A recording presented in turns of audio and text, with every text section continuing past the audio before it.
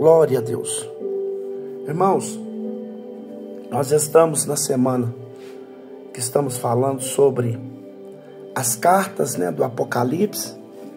E eu estou falando bem rasinho para poder ver se nós entra mesmo no profundo do Apocalipse, para nós termos a noção do que se trata o Apocalipse. Nós estamos falando das 7 cartas que foi enviada para a igreja da Ásia Menor. Nós já estudamos sobre a importância dessas cartas, sobre a interpretação, quais são as interpretações que nós podemos dar a essas cartas. Nós estudamos também sobre as características das 7 cartas e estudamos também as primeiras 3. A primeira, que foi a carta enviada à igreja de Éfeso, que era uma igreja teologicamente, doutrinariamente forte, porque eles não toleravam heresias, mas na prática não era a igreja fraca, porque aquela igreja deixou que o amor se esfriasse. E estudamos também a segunda carta, que foi sobre a igreja de Esmirna, uma igreja materialmente pobre, mas espiritualmente rica. E vimos que aquela igreja não recebeu nenhuma repressão, mas apenas elogio para permanecer fiel. Mesmo em meio às tribulações, a igreja de Esmirna enfrentava. E estudamos a terceira carta, que foi enviada à igreja de Pérgamo. Nós vimos que é uma igreja dividida, porque havia 3 grupos de pessoas. Havia os crentes fiéis, que não negaram o nome de Jesus, mas havia também aqueles que seguiam a doutrina de Balaão e a doutrina dos nicolaítas. Nós vimos também a repreensão e a exortação de Cristo para aqueles cristãos que estivessem envolvidos, para aqueles que se arrependeram de seus pecados. Hoje nós vamos dar continuidade das 7 cartas e vamos iniciar o estudo da 4ª carta, que foi enviada à igreja de Tiatira. Mas antes de estudarmos sobre a carta, sobre a mensagem que foi enviada por Cristo através do apóstolo João, aquela igreja, nós vamos falar um pouco sobre a cidade de Tiatira. Eu vou relembrar mais uma vez que é importante conhecermos também o fundo teórico, falando também sobre a cidade, para nós compreender melhor a mensagem que foi enviada através daquela carta. Então eu vou falar um pouco da cidade de Tiatira. Primeiro, é bom lembrar que Tiatira era o que nós temos menos informações de todas as 7 cidades. Nós temos menos informações sobre a cidade de Tiatira. Sabemos pouquíssimo sobre ela, mas podemos dizer, pelos historiadores, pelas pesquisas que fizemos, que ela era uma cidade importante centro comercial, e havia vários comércios, várias fábricas ali, de tintas, de roupas, de cerâmica e também objetos de bronze. Então, apesar de não termos sim, muita informação sobre a cidade, mas podemos dizer que havia uma importância comercial devido ao grande número de fábricas e também o comércio daquela cidade de Tiatira.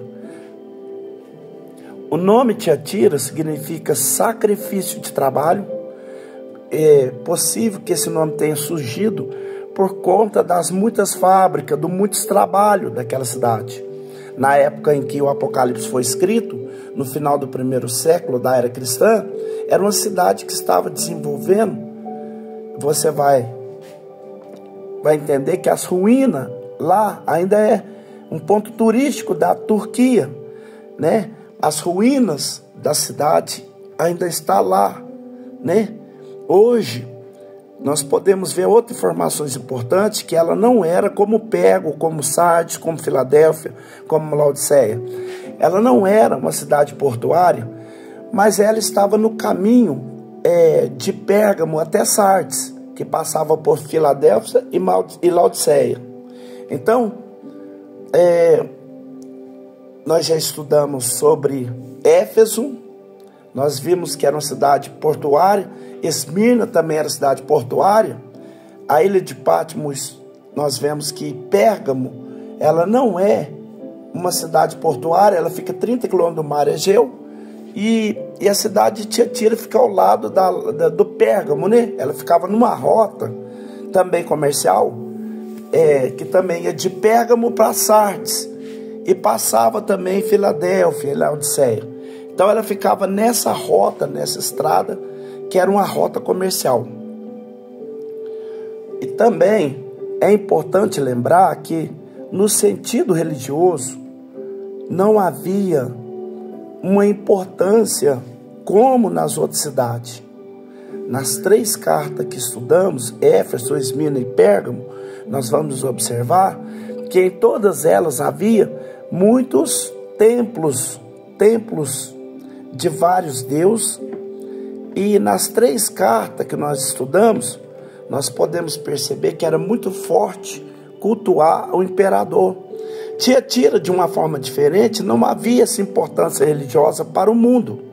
Não havia aqueles grandes templos que era dedicado a outros deuses, e também não havia aquele culto ao imperador, não era uma sede do culto ao imperador. Então, na realidade, o que diz respeito à religião, aquela cidade não exercia tanta importância. Bem, talvez você já está pensando consigo que ser crente em Tiatira, talvez você esteja pensando nisso, né?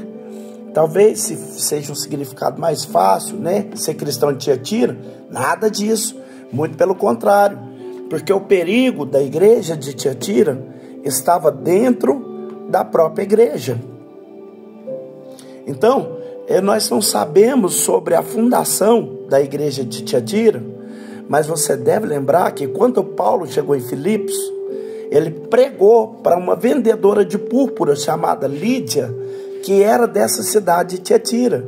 Então há quem diga que talvez tenha sido a família de Lídia, ou que levou a pregação para a sua cidade, mas nós não temos como provar isso, né? Podemos dizer que lá em Filipos, capítulo 16 de Atos, nós vamos perceber que Paulo pregou e a família dela se converteu.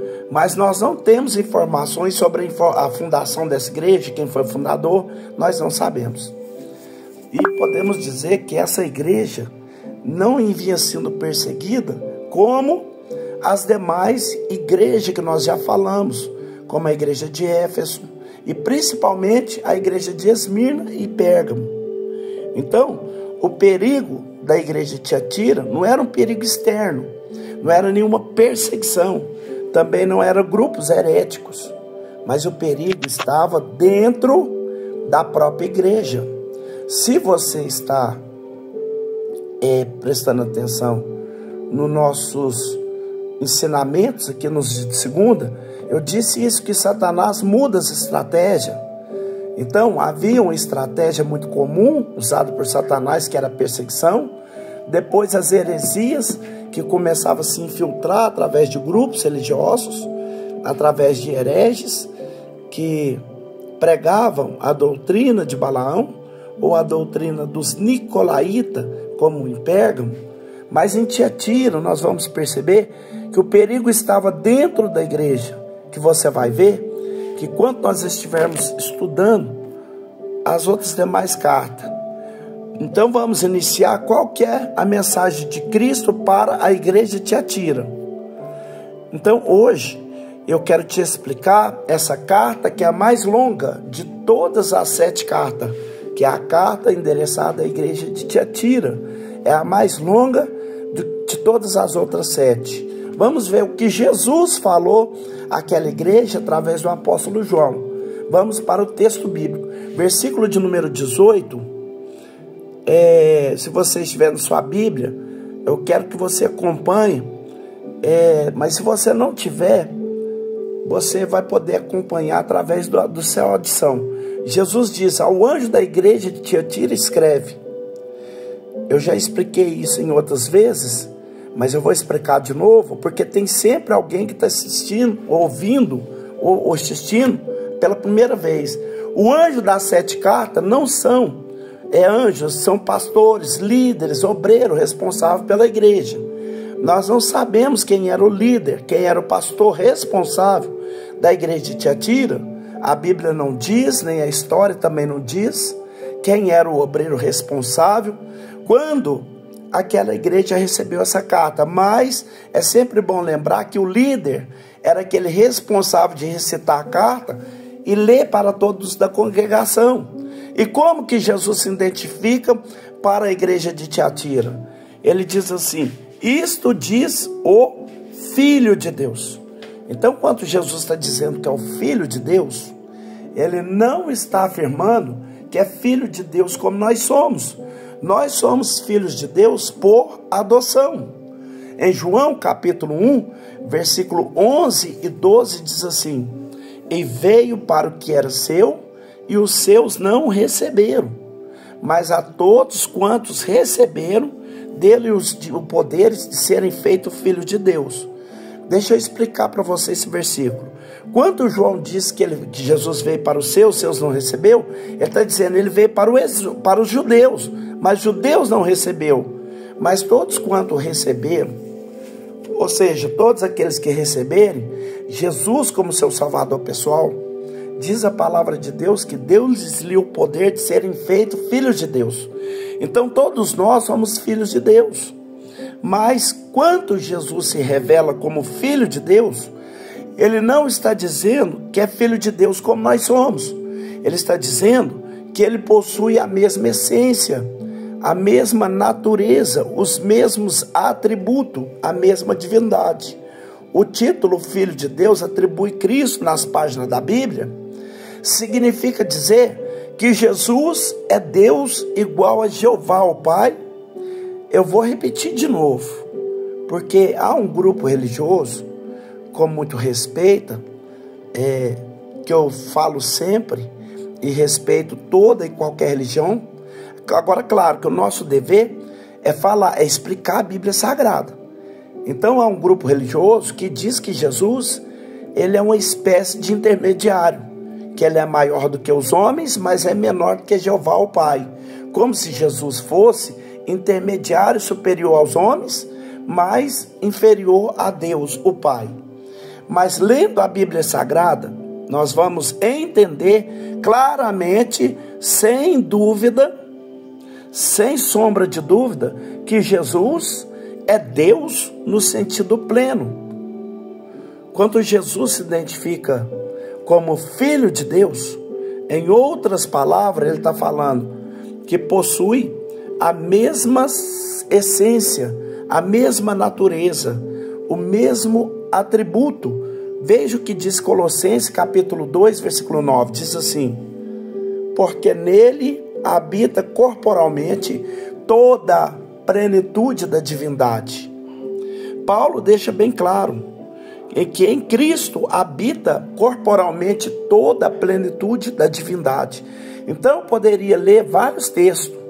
Você sabe disso, eu já expliquei algumas vezes, que existe atributos, existe dois grupos de atributos na Bíblia.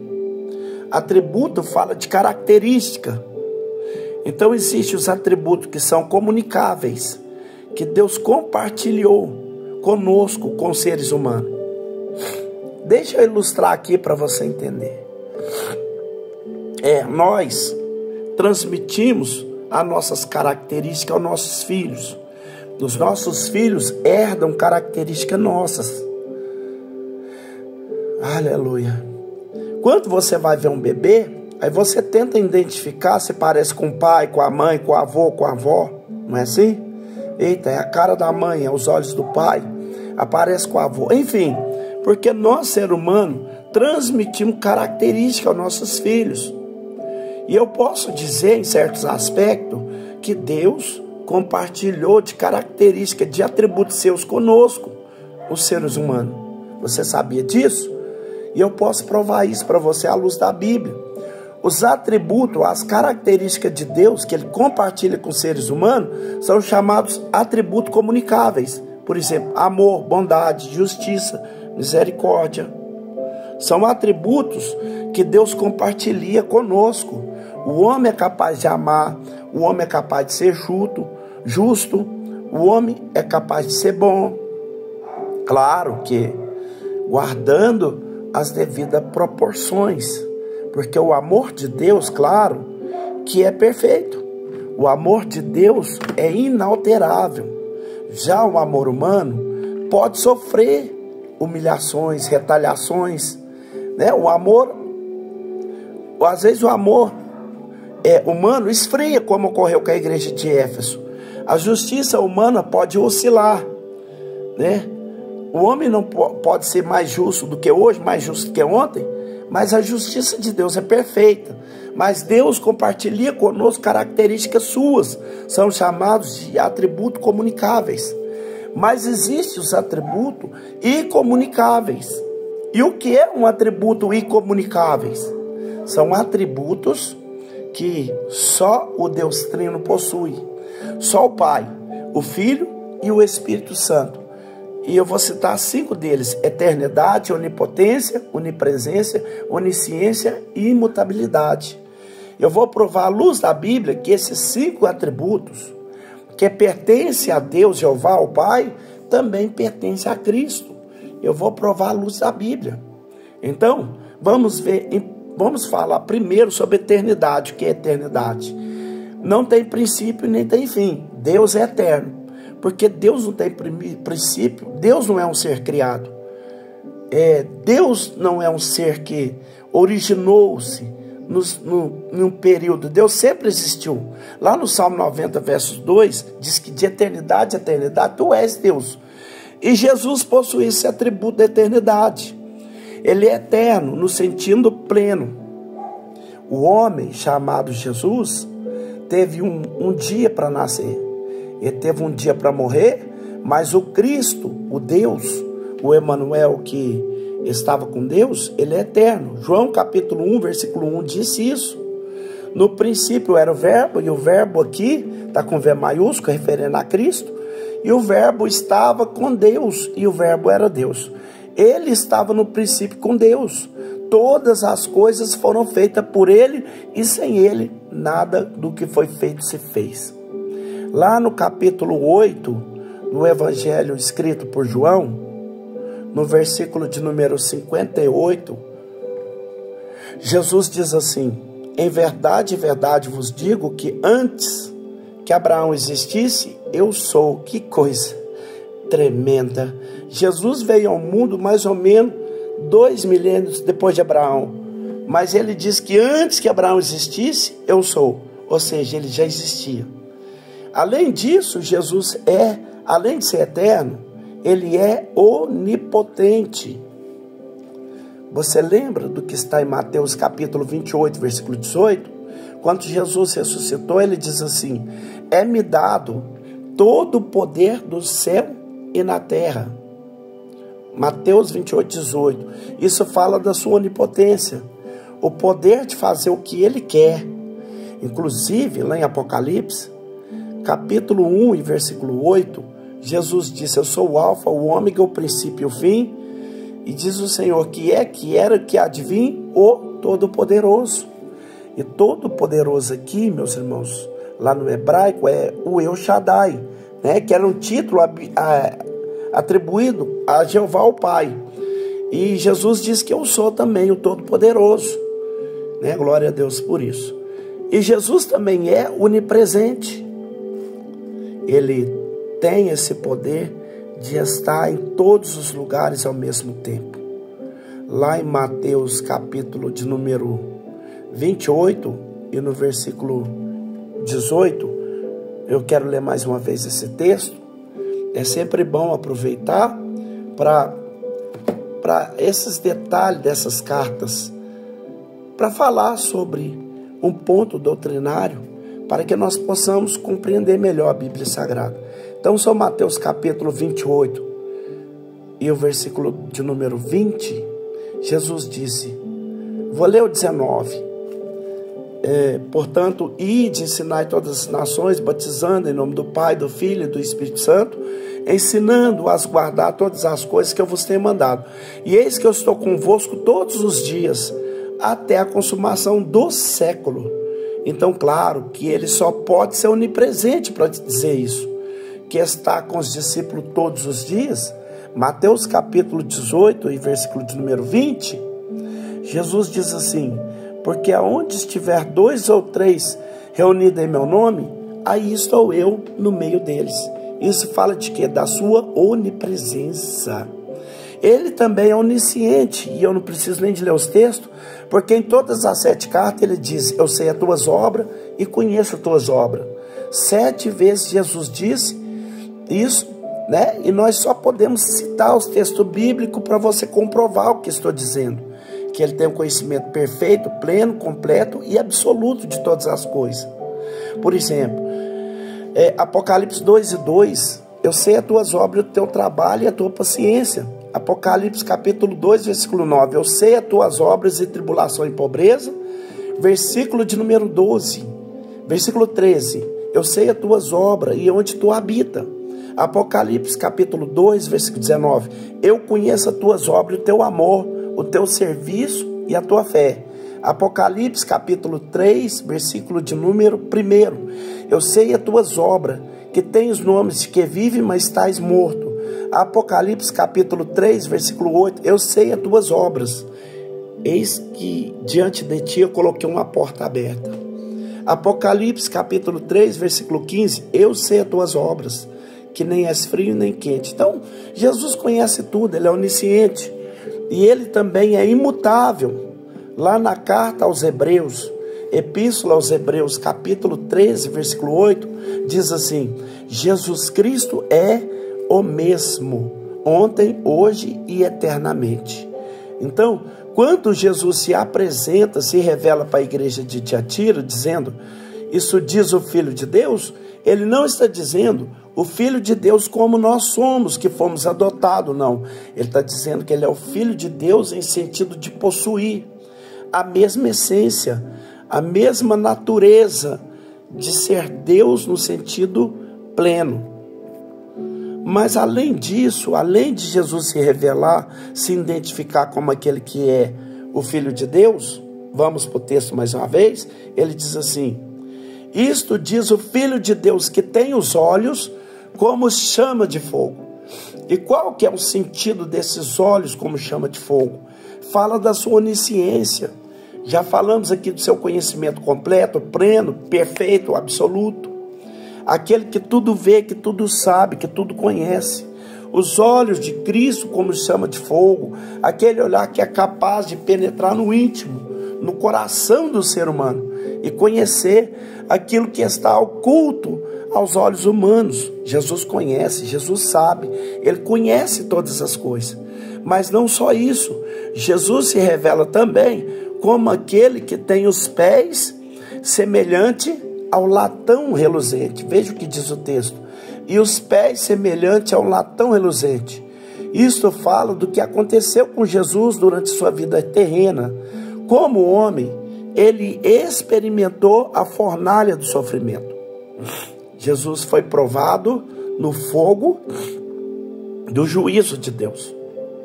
Jesus veio a esse mundo para experimentar todo tipo de sofrimento. Inclusive, eu gosto muito daquele texto de Paulo aos Filipenses, quando Paulo está ensinando sobre a humildade, que Jesus usa, aliás, Paulo usa o maior exemplo, o exemplo mais belo, mais perfeito de humildade que ele poderia citar. Ele cita o exemplo de Jesus.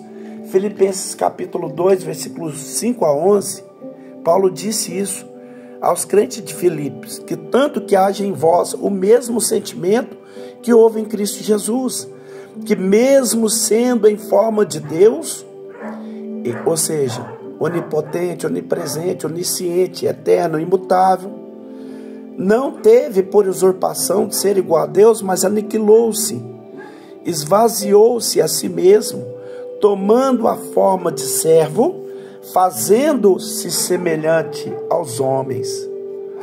Então, Jesus, dando-nos esse grande exemplo incomunicável, né? Jesus, ele deixou o trono, a sua glória, não a sua divindade, porque ele nunca deixou de ser Deus, mas deixou a sua glória e veio ao mundo para encarnar-se, para fazer-se homem,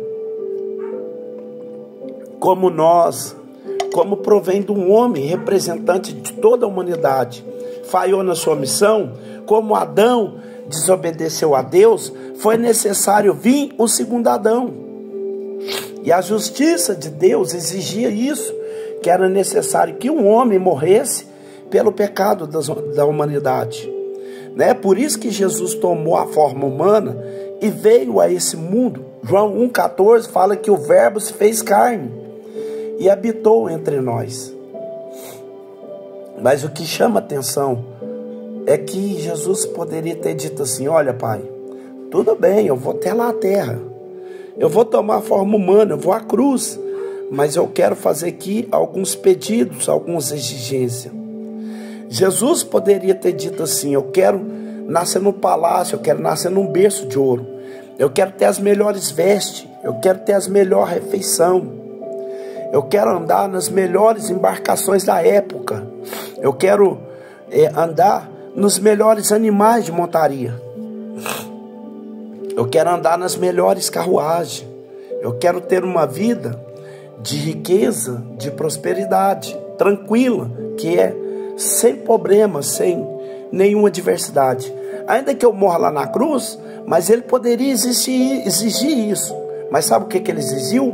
Nada. Ele veio ao mundo através de uma família pobre, humilde. Ele veio ao mundo através de uma virgem que casou-se com um carpinteiro, um homem simples, um homem pobre. Onde foi que o Filho de Deus nasceu? Numa estebaria. Imagina o mau cheiro, meus irmãos. O primeiro berço dele, uma manjedoura, lugar de colocar alimento para o animal. Teve uma vida de muita perturbação, de muitos problemas, de muitas dificuldades. Ainda criança, teve que ir com seus pais para o Egito, porque queriam tirar a sua própria vida. Veio para Nazaré, depois que Herodes morreu, e foi trabalhar na carpintaria para ajudar o seu pai a criar a sua família. Foi trabalhar numa carpintaria.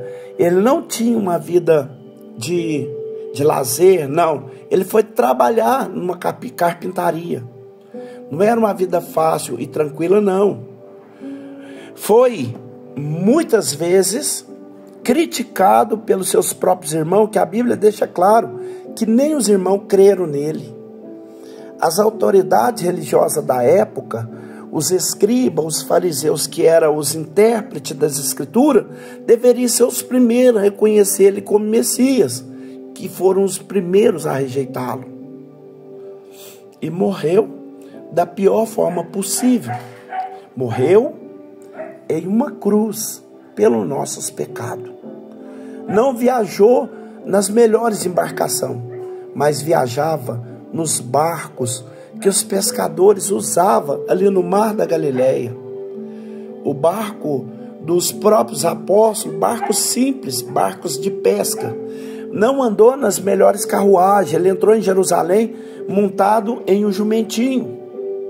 Não teve uma vida de riqueza, de prosperidade. Houve momentos que ele não tinha dinheiro para pagar os impostos. E foi preciso ele dizer: Pedro, vai pescar. E você, o primeiro peixe que você pegar, vai ter 2 moedas e você paga o imposto. Não tinha dinheiro nem pagar os impostos, né? No caso, os discípulos, né? Aí Paulo, dando continuidade, ele fala: contando que haja em vós o mesmo sentimento que houve em Cristo Jesus, que mesmo sendo em forma de Deus, não teve usurpação de ser igual a Deus, mas aniquilou-se a si mesmo, tomando a forma de servo, fazendo semelhante aos homens. Aí Paulo fala de novo: e achado na forma de homem, foi obediente até a morte, e morte de cruz. Ele foi julgado no Sinédrio, foi julgado por Pilatos, foi julgado por Herodes, foi julgado novamente por Pilatos. E Pilatos fez o possível para inocentá-lo, para soltá-lo, porque não havia crime algum.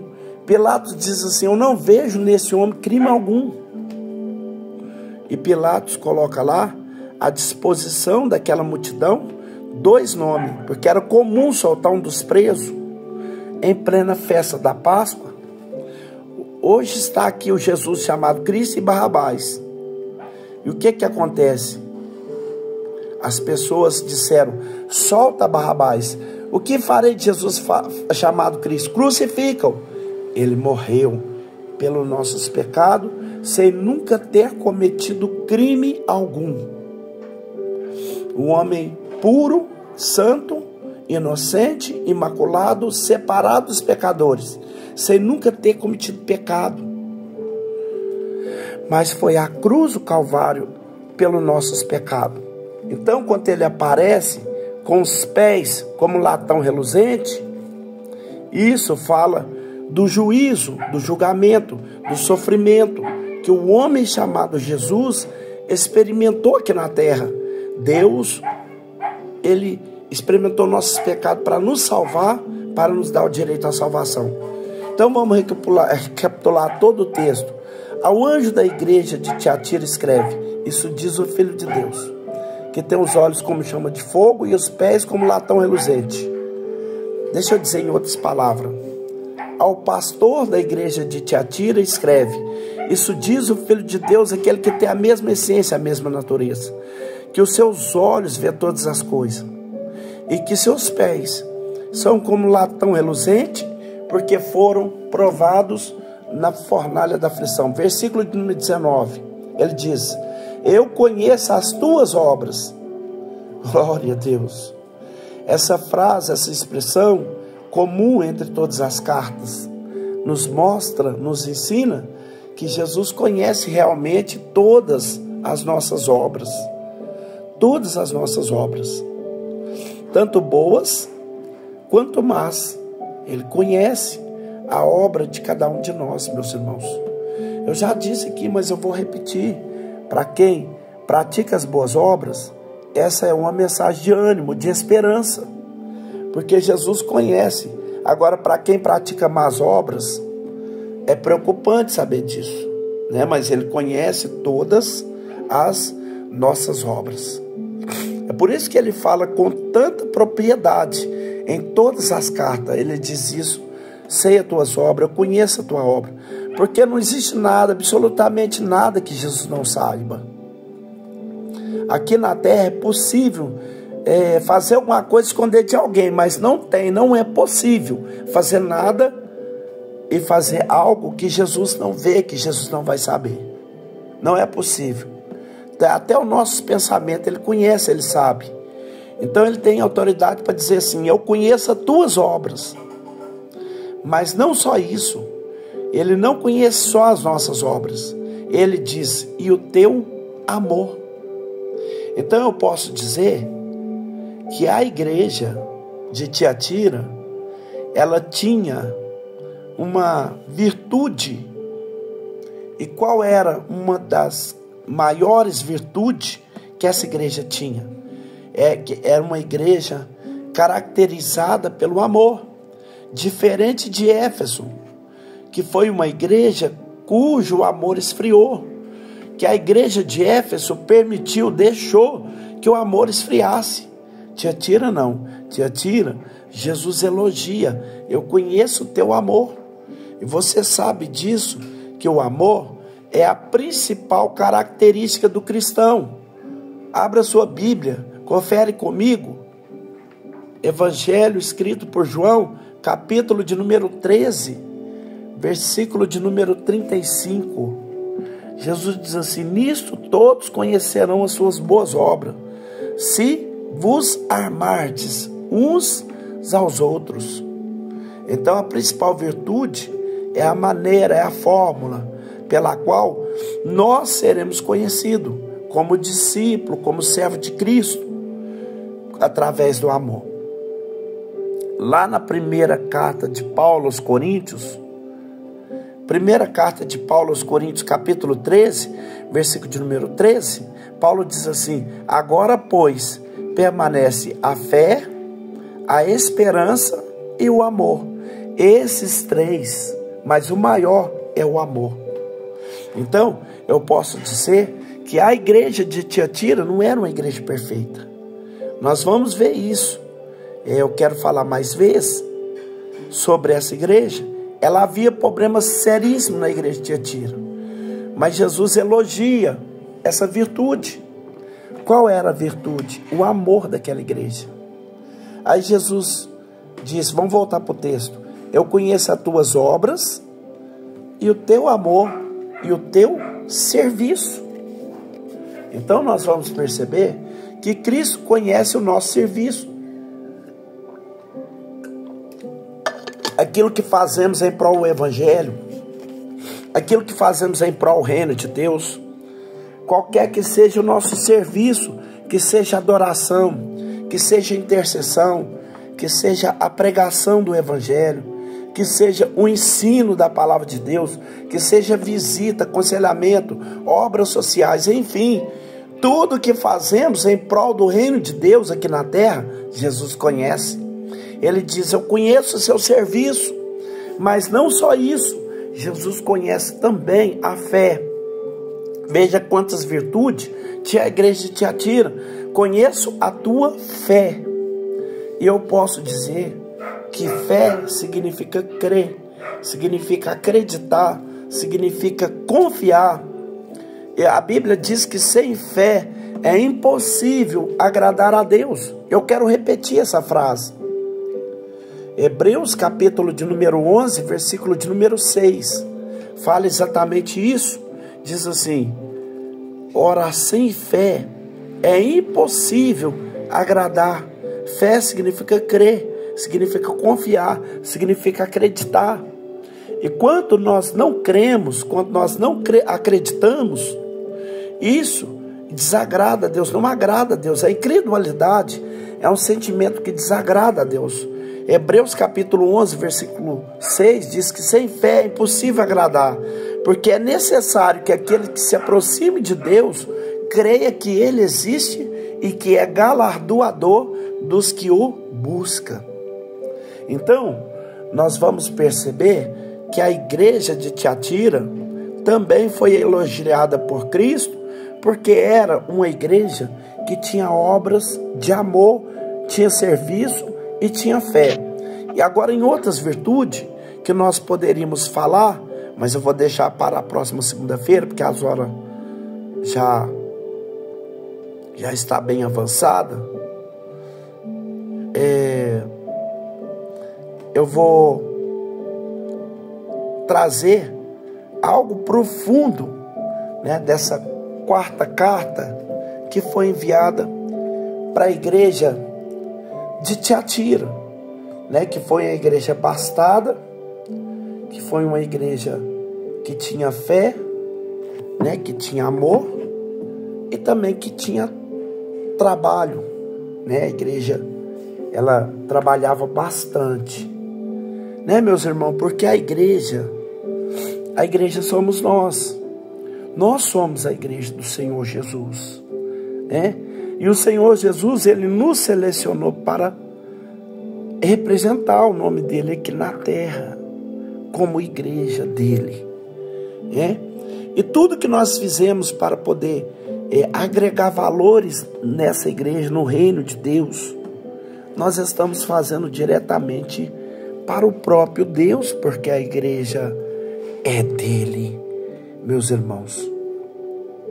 Então, quando nós somos selecionados para alguma missão, seja ela mais simples que for, abrir um culto, né, ministrar uma palavra, fazer uma visita, capinar o chão da igreja, varrer a igreja, cuidar do banheiro da igreja, cuidar do altar, trocar as águas da rosa do altar, aguar o jardim da igreja, buscar alguma coisa na mercearia que esteja faltando, né, nas necessidades da igreja. Tudo, meus irmãos, tudo. Eu não falo somente na igreja visível, né, que é a igreja que é onde nós congregamos, mas aqui também é uma igreja, nós não temos aplicação doutrinária para te esquadrinhar em uma linhagem doutrinal, porque eu não sou pastor de vocês, de nenhum de vocês. Eu tenho apenas a finalidade de ensinar a preciosa palavra de Deus. E olha, o que você aprende comigo, eu até te cobro, eu até te peço em nome de Jesus que você comente com o seu pastor, para ver se eu estou fora do padrão. Mostre para ele todos os vídeos, todas as palavras que eu ministro aqui são gravadas. Por que, pregador, você grava? Porque se alguém achar que é heresia, se alguém achar que é algo que eu estou falando que não seja aceitável pela regra doutrinal da igreja, ou de fé, ou biblicamente falando, nós temos gravado para poder pegar o ponto que você achou que não é necessário dar atenção e colocar ele na balança, né, para a gente estar sumariando, para ver se esse tal raciocínio está fora do padrão, da doutrina, do rugimento da igreja, né? Porque o que, meus irmãos? Eu não me manifesto aqui nesse aplicativo na finalidade de querer ser bonito, ser grandão, ser sábio, não. A minha preocupação é de te orientar a melhor forma de servir a Deus. Quem me conhece sabe que me procura aqui, ó, às vezes é obra de aprovação. Eu aprovo, falo, não, você está correto. É isso mesmo, continue, aplique. Verifique mais, pesquise mais, avance, progrida, né? Mas quando a pessoa me fala algo que eu vejo que é desfavorável, que vai fazer mal para a alma da pessoa, eu, na posição de conhecedor da Bíblia, eu já reprovo logo rapidão. Já mando o áudio para a pessoa, queira ela agradar ou não, falo, ó, irmão, essa visão está errada, isso é isso, isso é aquilo, isso é aquilo outro. Porque, meus irmãos, a nossa obrigação é ler a palavra de Deus e ensinar as pessoas também a viver uma vida santa com Deus, né?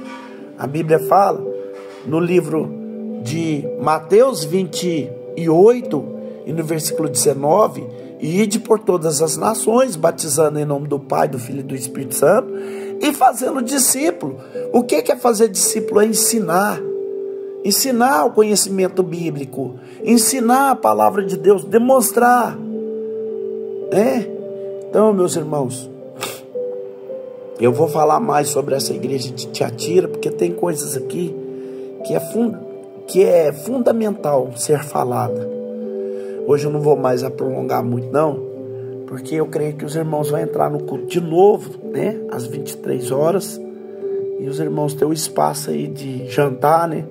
Tomar seu banho, fazer a sua marmita, e Jesus é bom e a glória de Deus permanece. Vamos já fazer a oração da fé. Eu gostaria de saber se tem alguém que tem algum tipo de pergunta, né, que te deixou dúvida em alguma parte, que você queira esclarecimento. Se estiver na altura da minha alçada, eu estarei respondendo.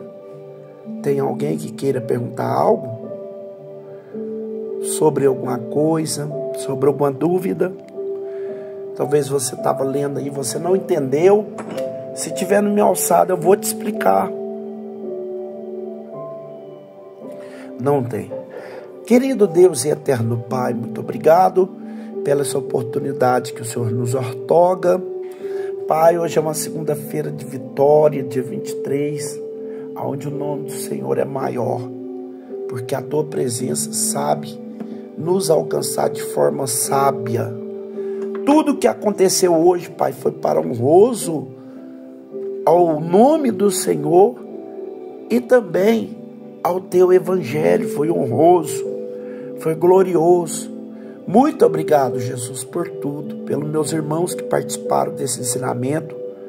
Pai, que o Senhor coloque tudo isso dentro do coração de cada um deles e que eles cresçam cada dia mais e refloresça no Teu amor, na Tua graça, na Tua compaixão, em nome do Pai, do Filho e do Espírito Santo. Que a graça de Deus Pai, o amor do nosso Senhor Jesus Cristo e as duas consolações do Espírito Santo esteja convosco, não somente hoje, mas para todo sempre. E toda a igreja que pertence a Cristo Jesus, diga amém. Amém. Amém. A paz do Senhor Jesus a todos, meus irmãos. Para ser Jesus.